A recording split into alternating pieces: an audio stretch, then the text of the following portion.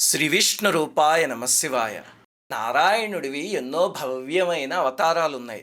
వాటన్నిటిలోనూ చాలా తీవ్రమైనది, చాలా శక్తిమంతమైనది నృసింహావతారం. అమ్మో! అసలా స్వామి చేసే విచిత్రాలని మాటల్లో చెప్పలేం. నేను గతంలో యాదగిరి గుట్ట గురించి 2 ఎపిసోడ్‌లు చేశాను కదా!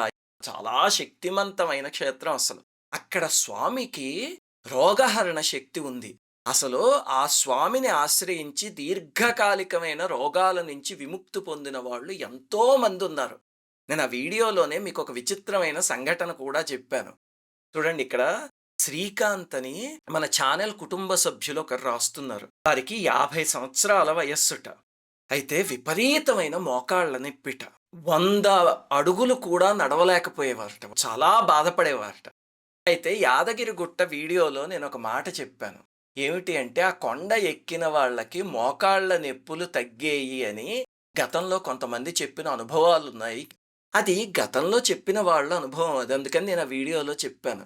వారు ఆ వీడియోని విశ్వసించి పాపం అంత నొప్పుల్లో కూడా కొండెక్కడం మొదలుపెట్టారట. విచిత్రం, కొంత దూరం ఎక్కాక ఇంక పూర్తిగా ఓపికొచ్చి ఆ తర్వాత కొండెక్కి స్వామి దర్శనం చేసుకున్నారట. ఆ తర్వాత ఆ మోకాళ్ళ నొప్పి చాలా వరకు తగ్గిపోయి బరువులు ఎత్తగలుగుతున్నారట. అలాగనే శుభ్రంగా నడవగలుగుతున్నారట. ఇదివరకు అసలు పెయిన్ కిల్లర్ లేకపోతే ఏం చేయలేకపోయేవారట. అలాంటిది ఇప్పుడు వారానికి ఒక్కటే తీసుకుంటున్నానండి పెయిన్ కిల్లర్. దాదాపుగా తగ్గిపోయింది. మిగతాది కూడా తగ్గిపోయాక నేను మళ్ళీ మీకు మెసేజ్ పంపిస్తాను అని రాస్తున్నారు విశ్వాసంతో. ఎంత ఆశ్చర్యకరమైన విషయం. భగవంతుడు తలుచుకుంటే మన శరీరంలో దేన్నైనా బాగు చేయగలడు. ఎందుకంటే శరీరంలో ఎన్నో అవయవాలున్నాయి కదా! ఇదిగో ఈ అవయవానికి మందు పనిచేస్తుంది, ఈ అవయవానికి ఇది పనిచేస్తుంది అని ఇప్పుడు వైద్య శాస్త్రం కనిపెట్టింది. మన ఋషులు ఏం కనిపెట్టారంటే, ఆ ప్రతి అవయవానికి అధిదేవతలు ఎవరున్నారో ఆ శక్తులేమిటి, ఆ శక్తులని మన ఆరాధన ద్వారా ఎలా ట్రిగ్గర్ చేసుకోవచ్చు అనేది మన ఋషులు కనిపెట్టారు.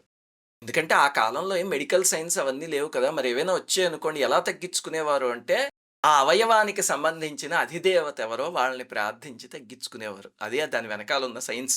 ఈయన నృసింహస్వామి పాదాలు పట్టుకుంటే నృసింహస్వామి ఆ కాళ్ళ నొప్పులకి సంబంధించిన శక్తిని యాక్టివేట్ చేసి ఆ నొప్పులు తగ్గిపోయేలా చేసి అనుగ్రహించారు. ఎంత ఆనందకరమైన విషయం ఇది.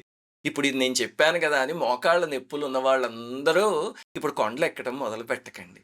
వారు ఎంత భక్తితో చేశారో. ఇటువంటి సంఘటనలో ఎప్పుడు భక్తి ఒకటి కొలమానం.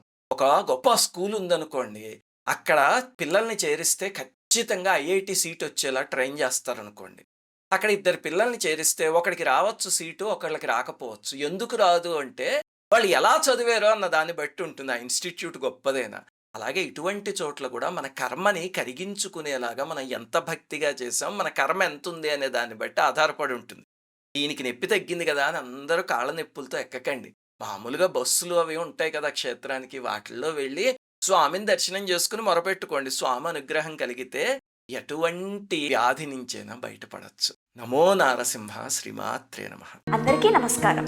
మన ఆధ్యాత్మిక వీడియోల్ని 3 ఛానల్స్గా విభజించాం. 3 ఛానల్స్కి సబ్స్క్రైబ్ చేసుకొని పక్కనే ఉన్న బెల్ ఐకాన్ని క్లిక్ చేయండి.